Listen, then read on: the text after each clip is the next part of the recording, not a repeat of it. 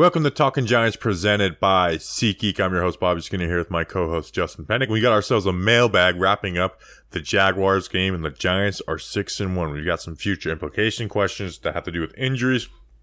Some fun stuff. Not where we did Saquon contract and then Daniel Jones contract the last couple weeks, so we're taking a couple weeks off of those questions. Even though someone did tee us up for some Daniel Jones talk, which I really much appreciated. Justin, how you feeling? We're 6-1, and I'll be honest, I'm starting to get used to winning. Yeah, man, we're starting to repeat ourselves a little bit. This is good, that's good. This is good, that's good.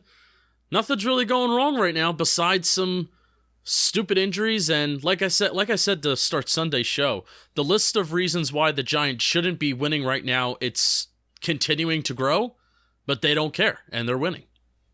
Yeah, I remember, you think about, for us, we think about the show and stuff and how we cover the Giants. It's like, I don't remember what winning is like. No. It's been a while, especially with the show being so much more immersed with the Giants than I was before. And now I'm like, I can't remember what it's like to lose. What do we do after losses? So, and dude, this is different than 2016, by the way, because 2016, you never felt great about the offense. Nobody ever felt great about the offense. Obviously, Eli has a good, playoff game, but the receivers just drop passes. That's a familiar feeling to this past Sunday. But yeah, man, just this stretch of dominant football that we're seeing in the second half too. The Giants being a second half team and just feeling really good about this Giants team is a super unfamiliar feeling, and I'm loving it. Yeah.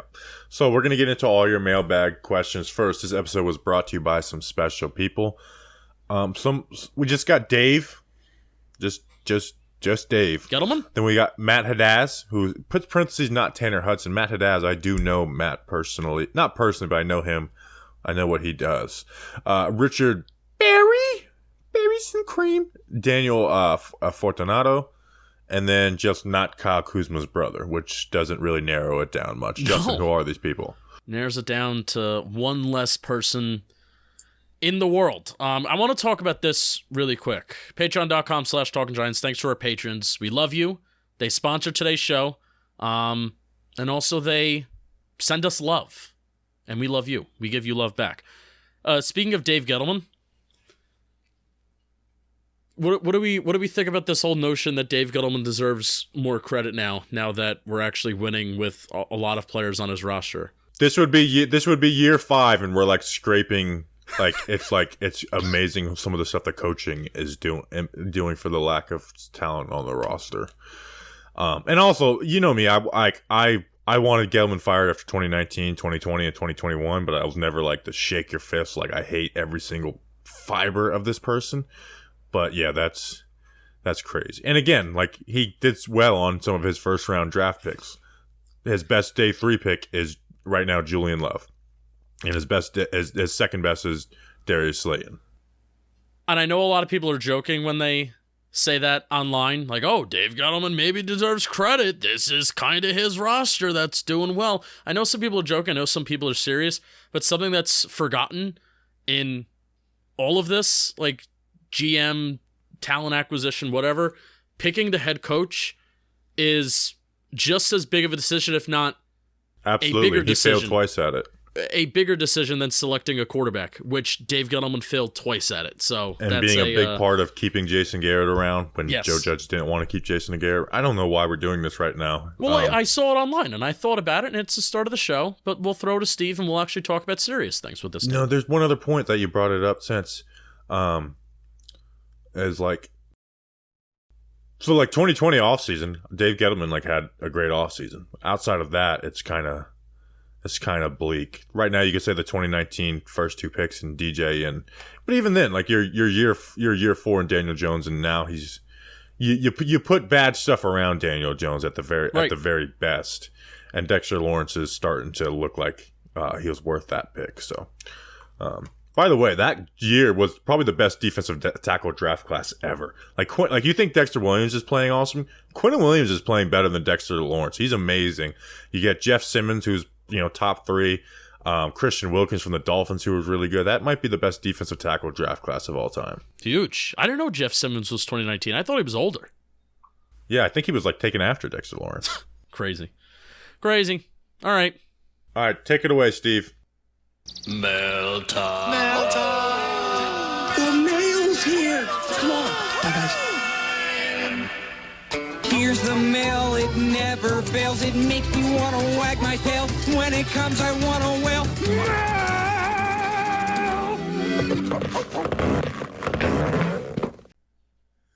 Thanks, Steve from Blues Clues. Justin, let's get into the mail. QD Hags at QD Hags 10. First question. After the performance of Josh Ezeudu, would you prefer seeing him develop over Ben Bredeson once Bredeson returns from injury?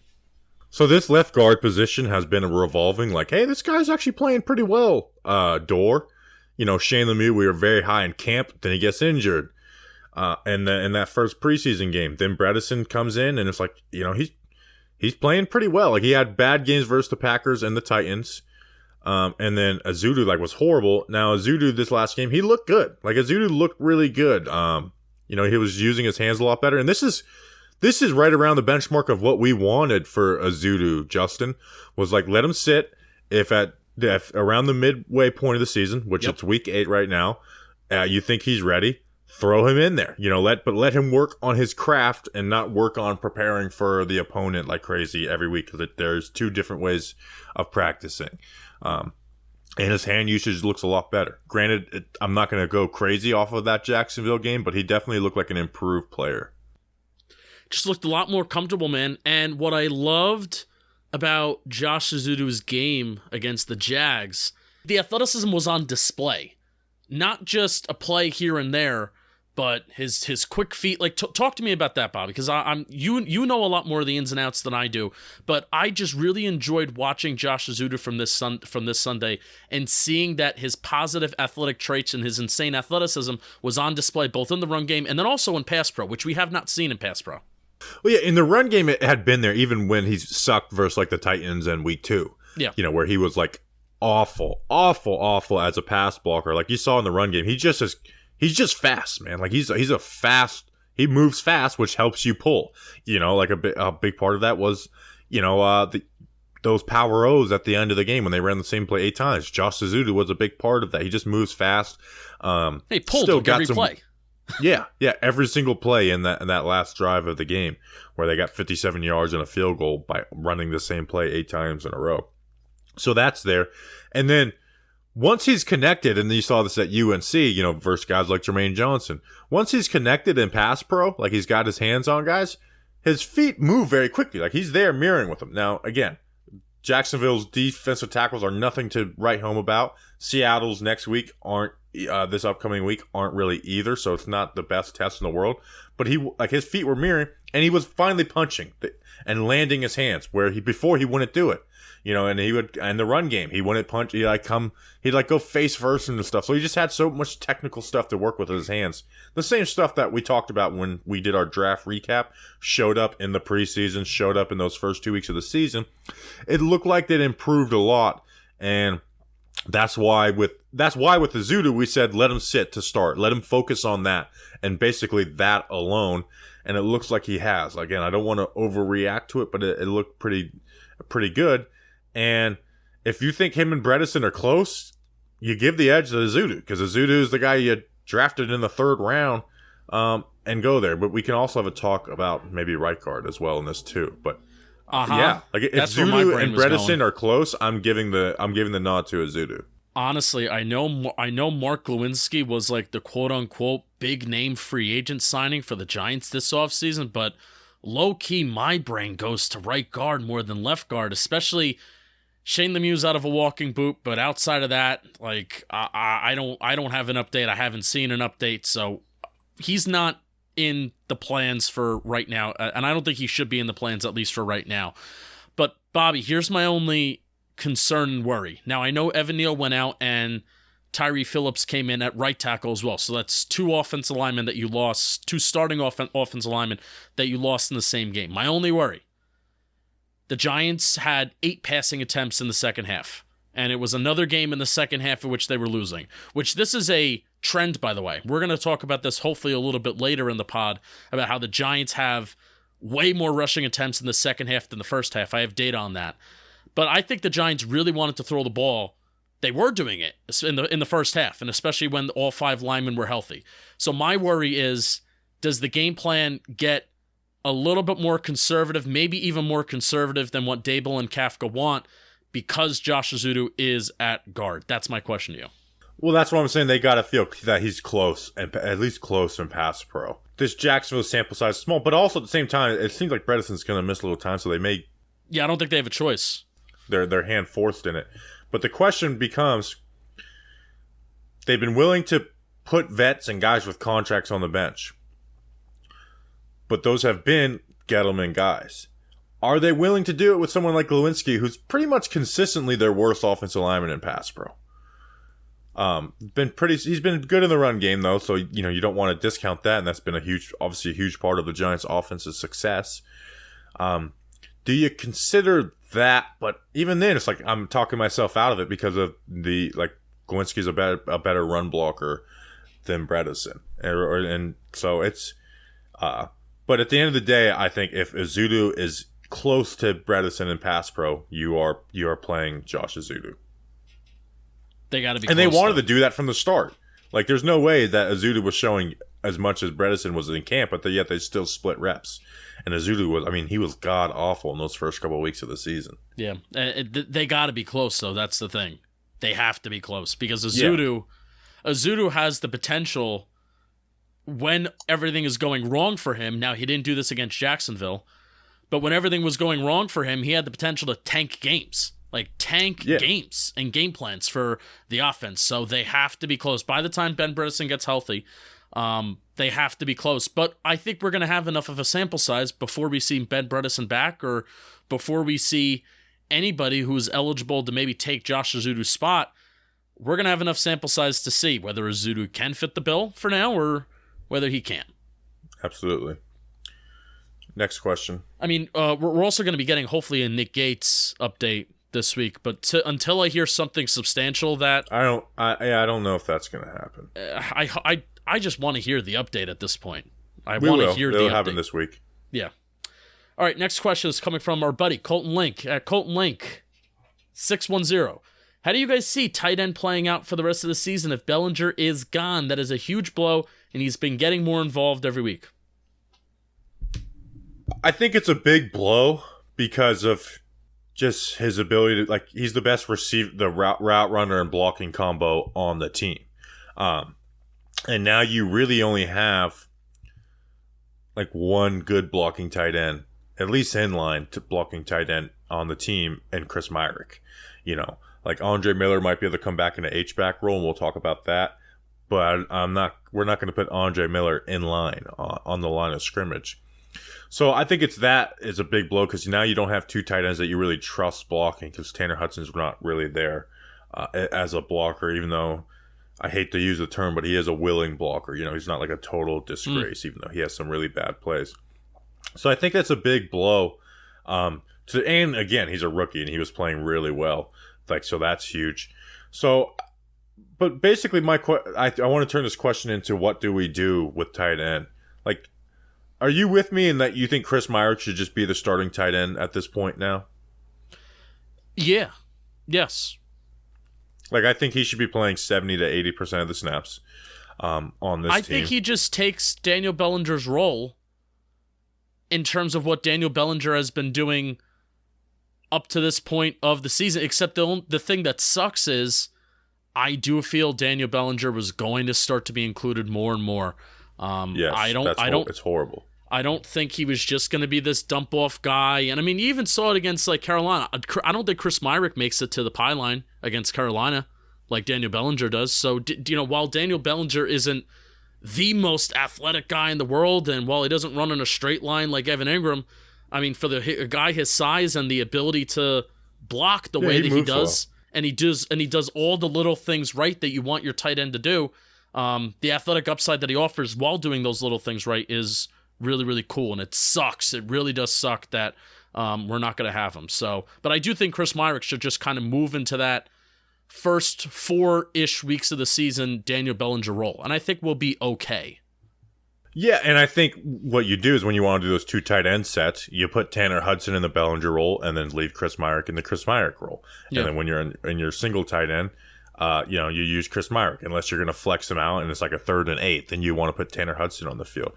But I will say I'm very excited and intrigued to see who gets called up because Lawrence Cager was signed to the Giants practice squad last week after the Jets released him from the active roster. He chose to join the Giants practice squad instead of the Jets.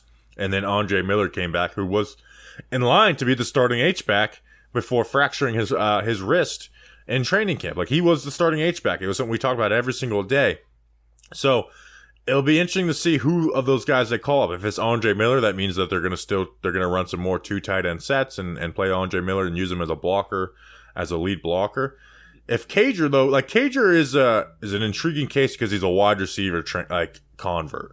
Cager's a wide receiver convert too?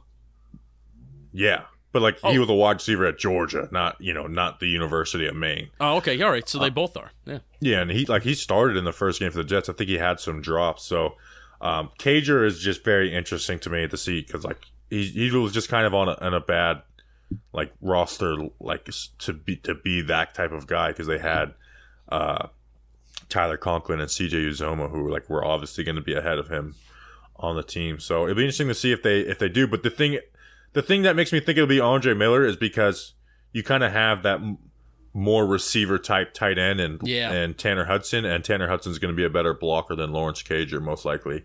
And then Andre Miller can play more of that H-back role, which can allow Chris Myrick to play inline, and then Andre Miller's doing some fullback stuff. I also think we're going to see a lot of jumbo sets with an extra tackle. Oh, yeah, 100%. Who would that? So Corey Cunningham would be that extra tackle, right? No, it'd be Devery Hamilton as of now. And that's right. Corey Cunningham's currently on the practice squad, which means that an Andrew Thomas touchdown is coming soon too. Yeah, I forgot that Devery Hamilton was that extra lineman that they've been using. I think they may try and keep the practice squad elevations unless they feel like they need it for that specific week or need it just because they absolutely need it. So I'm intrigued to see who comes up and when they come up, but I'm not. Unless they feel like they need to run 13 personnel with 3 tight ends on the field against Seattle, then I don't think we're going to see it. I think they might want to, but I think they might just go with the Devery Hamilton. Right. Because I do think they want to run those 3 tight end formations, but they can just hey, we'll throw Devery Hamilton out here anyways. And this is why it's so crazy to me. Not to totally jump the gun to we have a question about trading people, but this is why it's so crazy to me. Do we still have an open spot on the 53? Yeah, I believe so. This is why it's so crazy to me. Actually, I think Quincy Roche may have gotten added to the 53. Was he? I don't think he was. I think. Let me look at the roster. I think he was just a practice squad. He was terminated from the practice squad, which means he's probably being added. Well, Aziz was put on IR, and yeah. So yeah, I still think they have an open spot. It's so crazy that we have open spots on the main 53-man roster, and I don't think the Giants have room to do anything. And we're literally talking about how Daniel Bellinger may be out for the season, but the Giants are gonna just go with whoever's on the roster with Devery Hamilton as this super ultra 13 personnel. The Giants have no money to do crap, and they're literally not keeping a 53-man roster because they don't want to pay anybody an extra $700,000, which is crazy. So I don't think we're trading for anybody. Spoiler alert on that question. Why don't you read an ad? I'm counting the people on the roster right now. Count the people on the roster. How about this too? Quincy Roche gets 2 defensive snaps. Yeah, Quincy Roche is on the act. So right now we have 53 people on the roster, but all right, so we do Bellinger might be put on IR. So that might. So then it opens up another one. Yeah, but Roche is on the actor. By the way, Quincy Roche had a good play. Yeah, I was going to say, two defensive snaps Quincy Roche has, and one of them makes maybe a top 10 defensive play of the year that we needed so far. So how do you like that? Maybe we weren't wrong, all you stupid YouTube comments saying, Bobby and Justin, they really love Quincy Roche. 2 defensive snaps made an insanely awesome play that altered the game. CSG, new sponsor. That's right. Certified Sports Guarantee. if you got some sports cards in your closet, like Bobby, when's the last time you like went through your drawers, you went through your closet? When was the last time you ever did that? You know, my brother actually brought me like a giant box of cards. So That's probably great. like a couple months ago.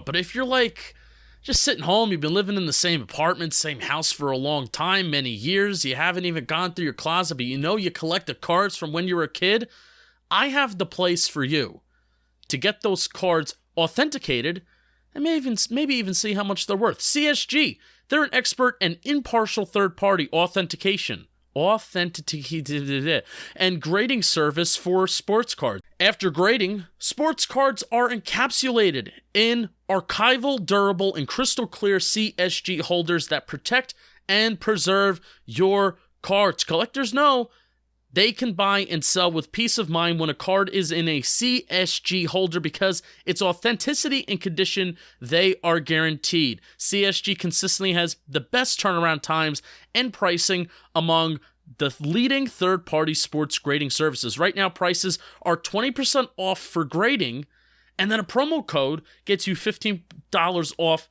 yearly membership, and this offer expires December 31st of this year. So, grade your sports cards with CSG. Get $50 off yearly memberships with promo code GIANTS at csgcards.com. You'll be glad you did. You'll be glad you did. All right, next question. Next question. Jumped around. We started with Daniel Bellinger, and we ended with Quincy Roche. Nick Doherty at new_kid98. We keep winning. Well, here we go. Here's the trade question. We keep winning. Any chance the Giants trade for Jerry Jeudy or another receiver, a player-for-player swap? I know the Giants aren't willing to eat into the cap or give away picks, so it's tough. Yes, it is tough, Nick. No, because when we talked about this, I'm like, guy on a rookie contract, day 3 pick, I'd probably be willing to do, but Judy's not going to go for a day 3 pick. Like they want a day 2 type pick from him, like a second or a third. And also the Broncos, like, how are the Broncos not hoping that they can somehow miraculously go on like an 8-game winning streak because of all of the investments that they have made into going all in for Russell Wilson and also this year, next year, whatever? They'd be dumb to trade pieces away. And if the Broncos were willing to trade away, like Jerry Jeudy, while there have been things that have affected his play, he hasn't been a great wide receiver in the NFL. Now, he would be our wide receiver 1 right away, absolutely. And he is the type of wide receiver that this offense does need. But, I mean, you look at his career, he's had a Darius Slayton type career. There's a reason this guy hasn't totally broken out. Like he's been held back by some stuff, but not totally held back. And again, like as much as like I want to say yes, because I like Jerry Jeudy would be wide receiver 1 on this team, but I don't know if he's smart, tough, dependable. And I don't think it's getting done for a day 3 pick. No. Or for a day 3 pick. Like I said, if there's a wide receiver that's being traded for a day 3 pick that this regime believes in, that would be awesome. But also, again, Jerry Jeudy has a $4 million cap hit, which I guess at the halfway point would be about $2 million, but that's still like they're still going to have to restructure some contracts this year. So I don't know. Like I would be happy that we're 6-1, and just continue like to stay the course and build through the draft. If you want to trade for a wide receiver, do it in the offseason. There will be guys available. Yeah, I'm with you that I want to stay the course. And I think we would have heard something by now, even if it was just hey, Joe Shane and the Giants may be interested at trading a wide receiver or trading for a wide receiver at the deadline. I think we would have heard that by now with somebody, but everything that we've heard, just from, national, we're certainly hearing it more from national reporters. Sorry, local reporters. They're not really on that kind of stuff. What stuff are they? Everything that we heard from national people have been like Joe Shane and Giants are going to stay the course, which I like. And we're literally talking here like we talk every week about, do the Giants have an open 53-man roster spot? Are they going to continue to use these practice squad elevations because they don't want to sign this guy to the main 53 because they want to save like a vet minimum of $700,000? Like, it's crazy. It's not as crazy as last year where you're literally restructuring guys on a week-to-week basis, which maybe the Giants will have to do that at some point this year, but they're not doing it right now. So the Giants' cap space situation is kind of nuts right now, and I don't really think they can't take on anybody. Yeah, and just because Jerry Jeudy's an upgrade doesn't mean he's like a long-term piece for this Giants future. As much as I love his talent, I just don't know if he's that long-term piece.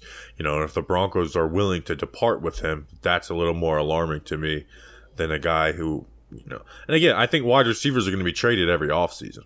Let's say like the Giants will be in healthy cap situation going forward, and we do have like a late first, like say we have the 25th overall pick, and the Giants are like, let's just trade this first-round pick for a true, no-doubt wide receiver one in the NFL, kind of like the Bills did with Stephon Diggs. I got no problem with that. I'd rather do that than trade like a second for Jerry Jeudy. Right. Well, it starts to get tough though, Bobby, because looks like you're going to pay Saquon Barkley. Looks like you may pay Daniel Jones. That's still a whole TBD. We're 7 games into the season. There's still a lot more football left. But if you're going to start to pay some of these guys that are expiring on their contracts, the NFL right now and the NFL draft is producing so many good wide receivers in rounds 1 through 3. Like almost every single wide receiver that you drafted. Remember how big of a question mark Wan'Dale Robinson is, and he's looking all right now? Every single wide receiver that you draft in rounds 1 through 3, they look pretty good in the last couple years. So I kind of want the Giants to go that route, where if you're going to trade a pick for a wide receiver, why not just draft a wide receiver with that pick? Because likely he's going to be good, and then you're going to have that guy for 4 years on the cheap. Yeah, that's fair. That's a good point.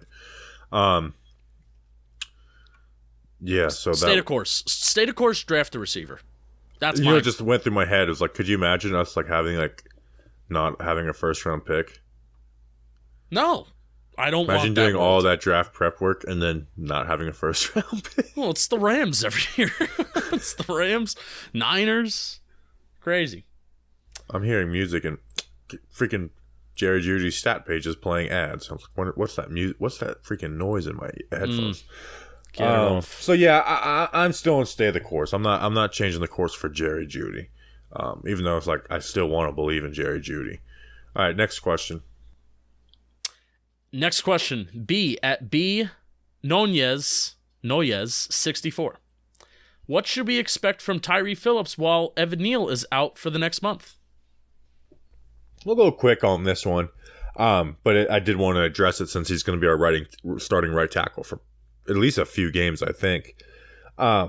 He does have NFL physicality. Like he's obviously started a good amount of games at right tackle for the Ravens, so he has NFL physicality. The speed isn't horrible, but he does have slow feet, and he will get beat around the corner, which you saw this times. Like when he played tackle for the Ravens, he allowed 3 pressures per game as a tackle the last couple of years. When he played guard, he was much better, but again, he's being put into his position to play tackle now. We're not talking about his long-term future. We're talking about right now. I will say though, remember how much like I was making a big deal about how swing tackle was for the Giants, Justin? Yeah. If you would have told me we could have got Tyre Phillips, I would be like, okay, that definitely satisfies me. Yeah. Do you remember that I drafted him in our 2020 redraft? And shout out to Liam for bringing this tweet up a week ago. I drafted him in our 2020 redraft in like the 2nd or the 3rd round. Because I initially drafted Justin Jefferson instead of Andrew Thomas after his rookie year. By the way, people got mad at me like, you really going to take Andrew Thomas off for Tristan Wirfs? Well, guess what? You're back on my side now. Yeah, so we're in a good situation with that. But again, just to recap, it's just he's got NFL physicality. Once he's connected, he can do a pretty good job. But he's going to get beat around the corner by guys with speed a few times a game, which obviously worries you. But he's a playable right tackle in the NFL. But don't expect to be like, man, this guy's really good. But swing tackle is a huge position, and we kind of have, hopefully we have one for at least the next year and a half, and Tyre Phillips. Yeah, that'd be huge. I mean, Evan Neal was getting beat around the corner too, right? So it's similar issues, similar concerns, right? That's similar. Yeah. But I think they're going to try and get to some more drop back offense where they schemed around that stuff with Neal. And Neal, obviously, we were hoping for some pretty decent growth, where Tyre Phillips, I don't know how much growth we're going to get out of him. I will say, though, I do like how the Giants have churned the bottom of the offensive line since going back to training camp, like bringing in Tyre Phillips, Jack Anderson, who hasn't got really any playing time. Solomon Kinley, who played a lot of games for the Dolphins that started at guard. He's on our practice squad right now. You brought in Wyatt Davis, ended up signing to the Saints active roster, and then keeping around your best guy from the preseason in Devery Hamilton. I think the Giants have done a pretty good job of churning that O-line depth. And don't forget, Ben Bredeson is O-line depth. He's playing because Shane Lemieux got hurt. Yep. So I think they've done a pretty good job with that. And they weren't stubborn. Ben Bredeson was playing much better than a guy like Jamil Douglas. Now, Jamil Douglas was a Buffalo guy, was a Joe Shane and Bobby Johnson, Brian Dable guy. Jamil Douglas was playing bad. They got Jamil Douglas out of here. Ben Bredeson was playing better. They kept Ben Bredeson, and then they even got, some other guys, through the 53-man cutdown day and stuff like that too. So I like that too, not being stubborn and just sticking with your guys just because they're your guys. All right, Justin, this episode was brought to you by DraftKings. It's time for October baseball, and I'm betting on the action with DraftKings Sportsbook, an official sports betting partner of the World Series. Who are you rooting for?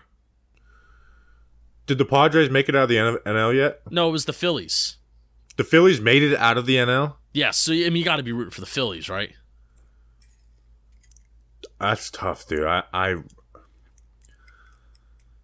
The only thing that makes me root for the Phillies is social media will be great to watch all the remember when the Phillies won the World Series?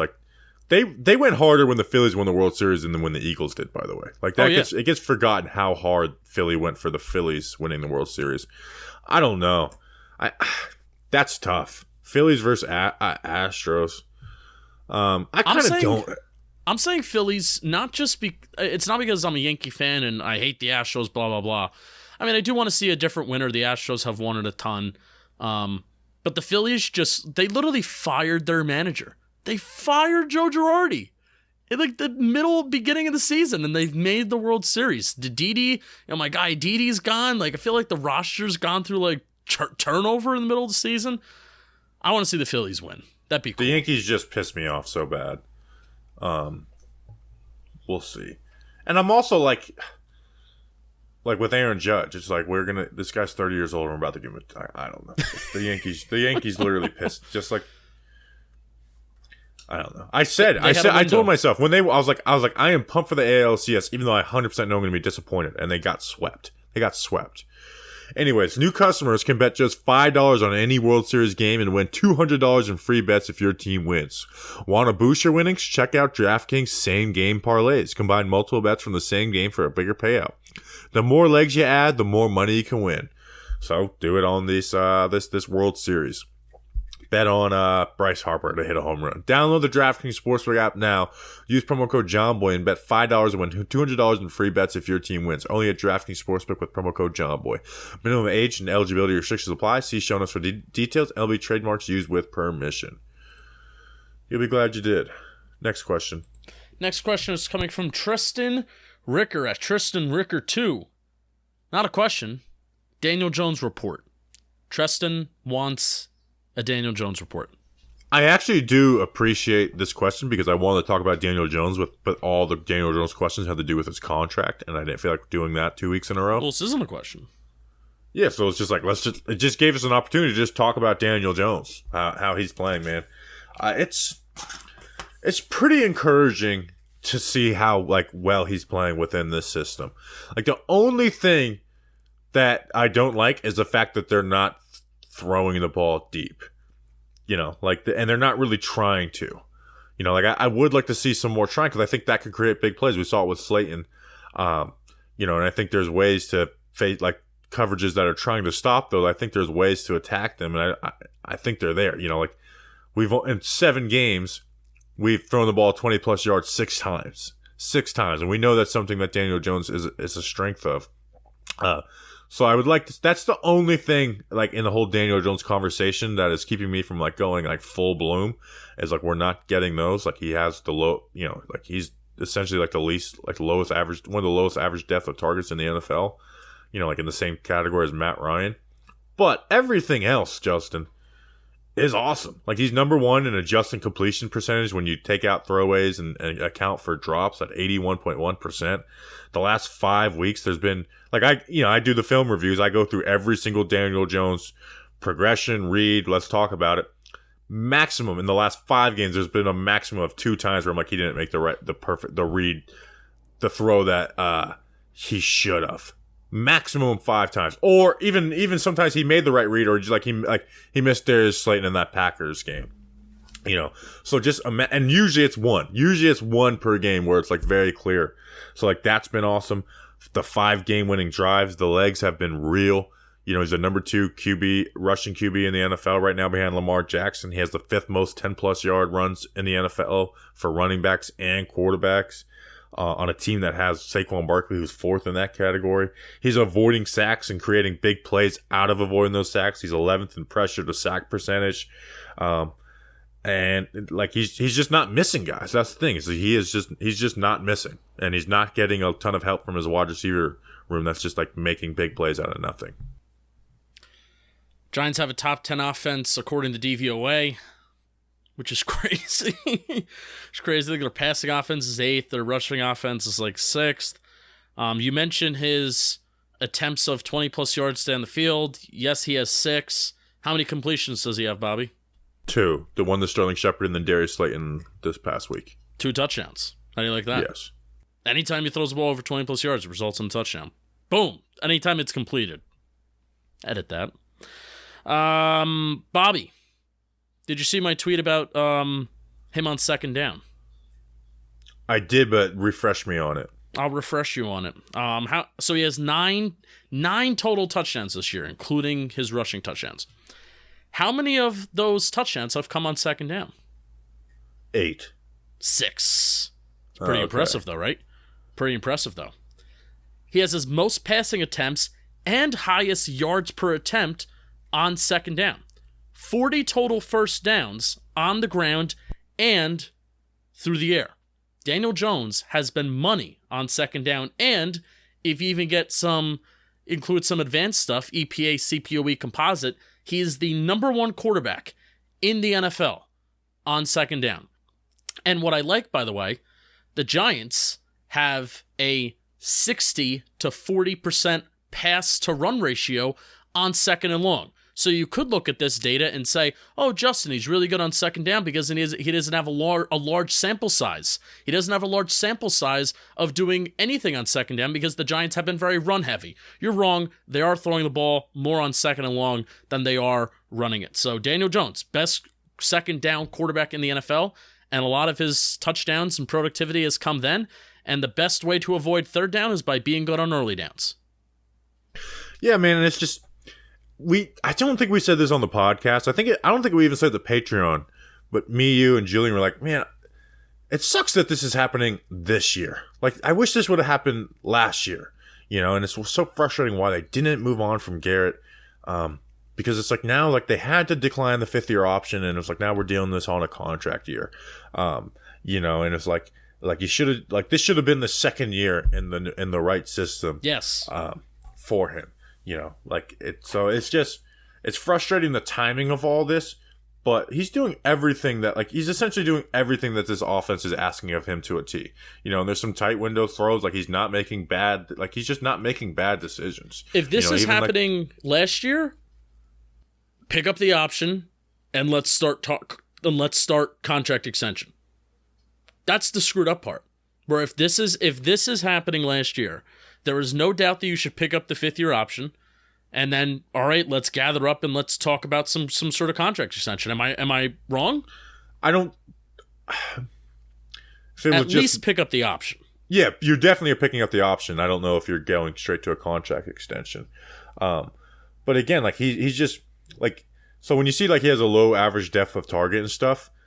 The reason Matt Ryan has a low average depth of target is because he's extremely conservative. It's no, with Jones, it's not that. He's simply just making he's making the throws that are there, and they're not really throwing the ball vertical. And when they do, he's taking those shots, even though they're far and few between. I don't care about or few and far between. I don't care about the low average depth of target this year compared to the last 2 years. Number 1, we're winning. Number 2, even though the passing offense isn't producing the explosive plays, the running game is producing the explosive plays. Now, I would also, I do think the offense, even though it's a low average depth of target, we always say with Daniel Jones, it's not about just airing it out like crazy. It's about creating space on the field and running a modern offense, which Jason Garrett didn't do. You know, like if Jason Garrett was the offensive coordinator, we would be the 31st scoring offense in the NFL again. Yes. And I don't think the rushing game would be as good. No, it's definitely not as good. Definitely not as good. And this is not to compare talent or whatever, but something that I've said every once in a while is you look at Justin Herbert's average depth of target, which average depth of target is not a stat that indicates success, not success, wins, losses. It's just tendencies of a quarterback, tendencies of an offense. It's more of a tendencies of an offense stat more than anything. Justin Herbert and Daniel Jones have had very comparable average depth of targets every single year of their career. But Justin Herbert has the big plays, produces the big plays there when he needs to, and has also had a system, like Bobby says, a system that Daniel Jones hasn't had up until this year that creates space. So that has been the difference. And even this year, where Daniel Jones is in a new system and then Justin Herbert's kind of in the same one, still their average depth of targets are comparable. But again, that's not a stat that directly leads to wins or losses. We're also much better in the red zone this year. Like we are, I guess we're ranked 23rd compared to 32nd, which I guess is an improvement, but would be better. We also hold the ball. I mean, we hold which I want to save the holding the ball point. I think we're going to get to it later, but we hold the ball tremendously long in the second half. It's crazy. All right. And even just in general. Next question. Joe Smith, Giants fan in DC. How impressed have we been with Bobby Johnson based on improvement of Ben Bredeson, Josh Ezeudu, and Evan Neal versus what we expected heading into the season? I don't give O-line a ton of credit for just this guy individually blocking one-on-one, except for like Ezeudu, I give them credit for having the patience with him and if his hands are truly better, yes, I give Bobby Johnson a lot of credit because that's something that developed in season. I think Bredeson's development is just kind of Bredesen working hard and being taking his profession, taking football as his profession, taking it seriously. What I do give him credit is this offensive line's not messing up assignments. They're not messing up blitz pickup. There was actually one this past week, but for the most part, they're not messing up blitz pickup. They're picking up stunts. And the thing that I will give the most credit for is they did let Evan Neal become more vertical in his pass sets last week. And then he got injured. There was a change where I thought there needs to be a change in this. I know that this is why you do these aggressive pass sets, and I understand it, and it makes all the sense in the world. But he is struggling with it, and I think he'd be better doing this, and he has the body frame and the athleticism to pull this type of stuff off. And they made that adjustment. So overall, I'm not going to say here and be Bobby Johnson masterclass, but I think he's done a good job as far as them picking up stunts, blitz pickup, communicating, and then we'll see what Evan Neal hasn't improved so much, he hasn't had the Andrew Thomas improvement yet. But I think just the whole point that you had about not being stubborn and Bobby Johnson making that switch with Evan Neal against Baltimore, doing a little bit more vertical sets, man, was that a worry? It was low key.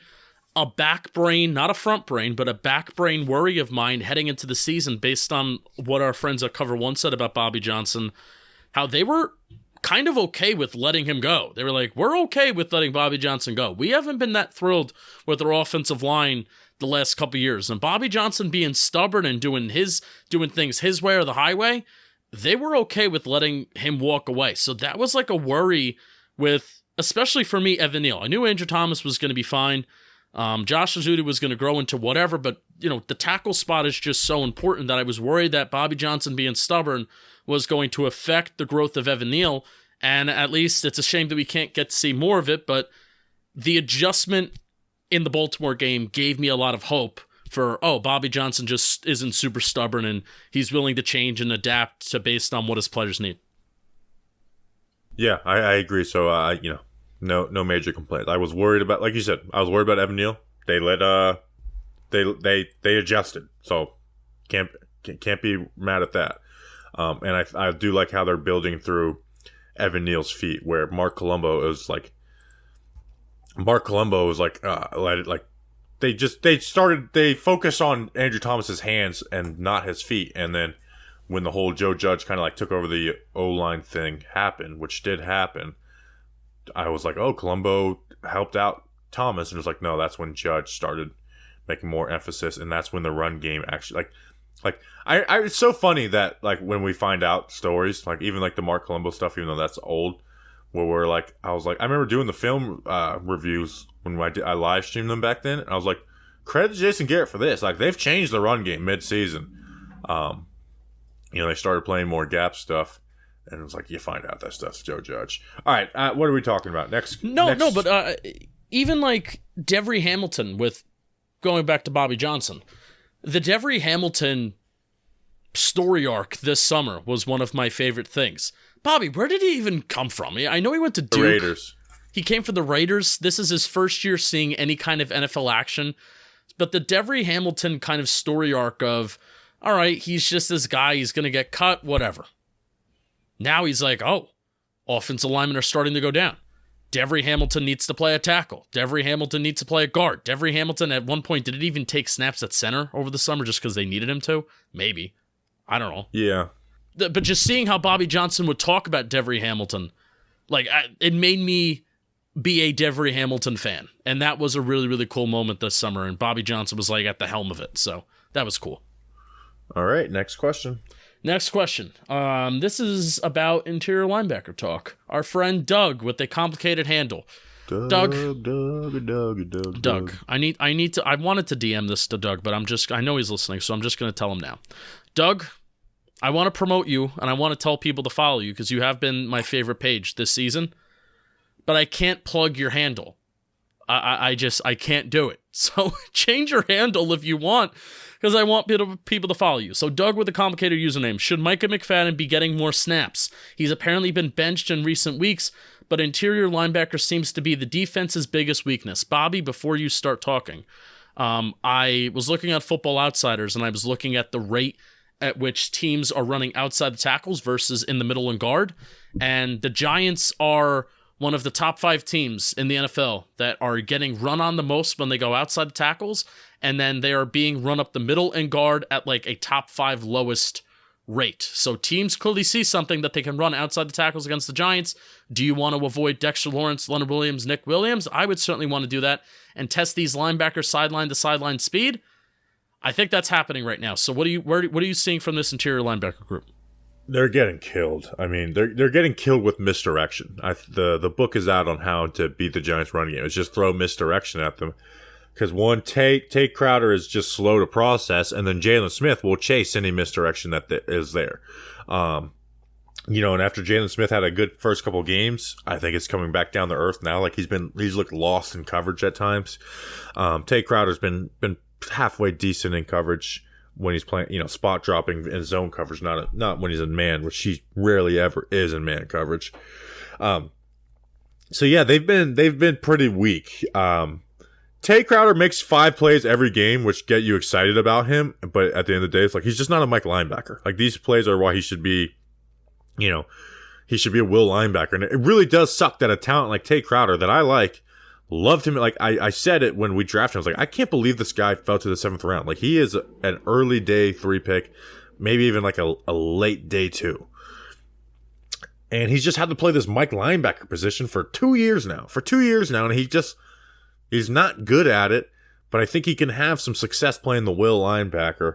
But you can't because Jalen Smith just overreacts to every type of misdirection. They just get killed in misdirection and get killed outside the tackle. So I think maybe you play McFadden in. I don't think McFadden is a solution to it, but you did draft the guy to play.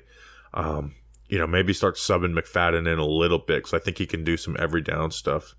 Even though he may not bring like the physicality and speed that Jalen Smith does from just playing linebacker.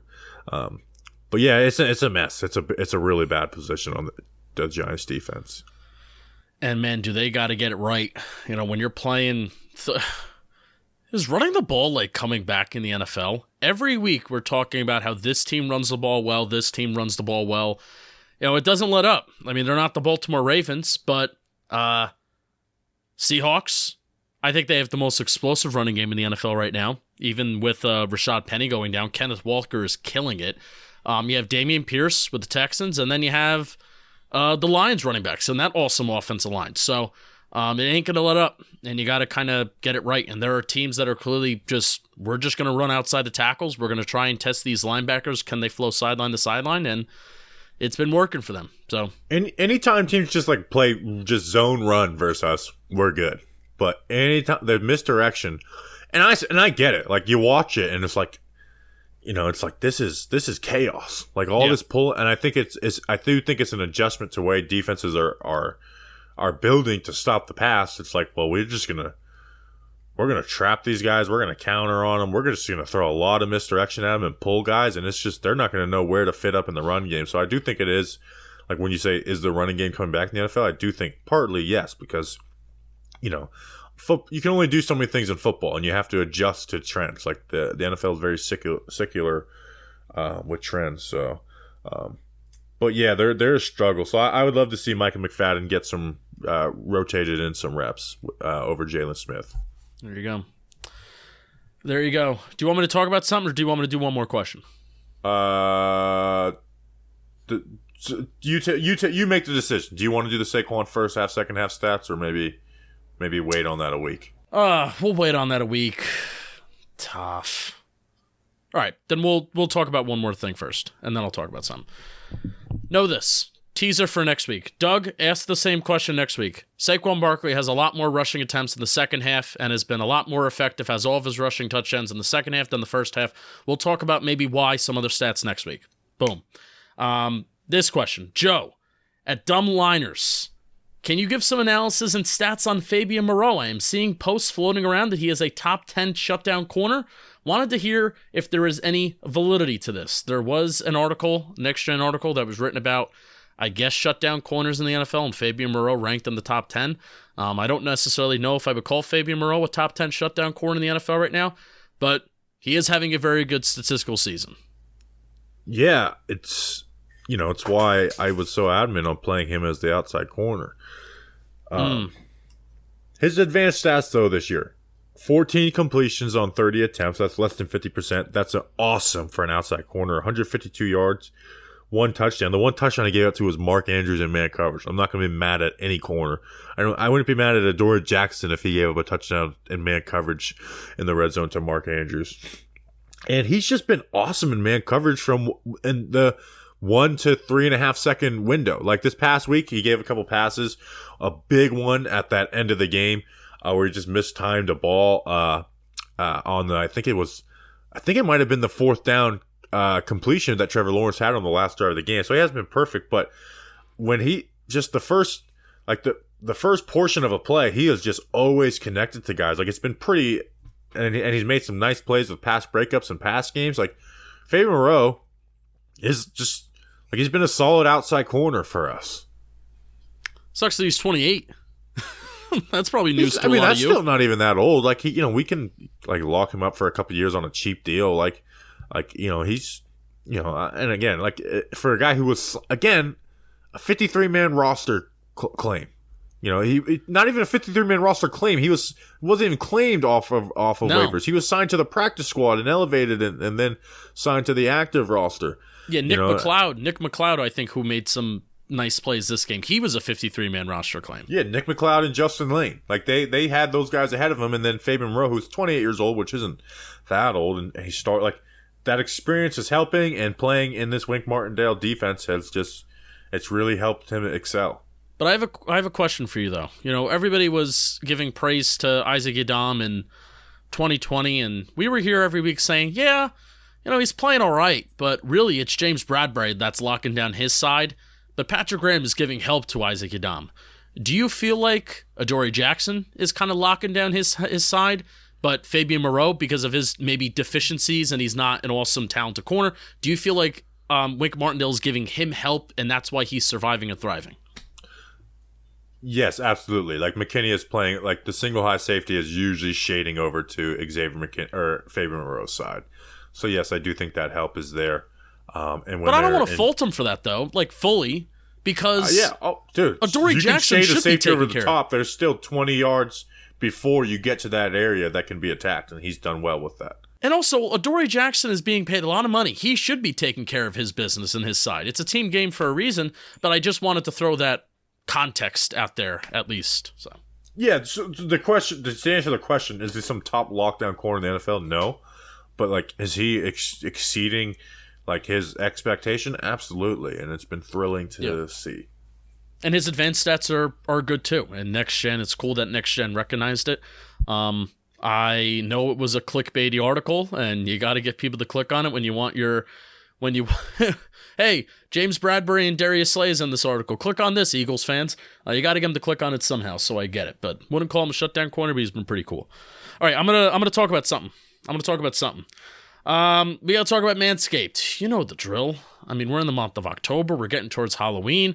And before I had Manscaped in my life, before they would send me products, and they all, they send us new and improved products all the time too, which is so awesome. Before I had Manscaped, I mean, my bathroom would sometimes look like Texas Chainsaw Massacre. I mean, just there's blood everywhere. I didn't know how to shave my own balls. I mean, it would just be terrible. Terrible. Terrible.